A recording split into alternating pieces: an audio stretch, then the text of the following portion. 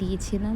দেন মশলাগুলো দিয়ে সুন্দর করে কষিয়ে হ্যাঁ, এর মধ্যে পানিও দিই যাতে মশলাগুলো পুড়ে না যায়। তো একটু সুন্দর করে কষানোর পর যখন একটু হালকা হালকা তেল ভেসে ওঠে তখন এর মধ্যে দিয়ে দিলাম চিংড়ি মাছ ভাজিগুলা। চিংড়ি মাছ দিয়ে আরেকটু কষাবো। কষানোর পর যখন একটু একটু টান টান হয়ে আসবে তখন এর মাঝে আমরা চাইলে আপনারা দিতে পারেন, নাও দিতে পারেন, তবে আমি একটু তরল দুধ দিছিলাম যাতে গ্রেভিটা একটু ভালো আসে আর দেখতে একটু মালাইকারি স্পেশাল হয়। তো এই ছিল আজকে ভিডিও। ভালো থাকবেন সবাই। আসসালামু আলাইকুম।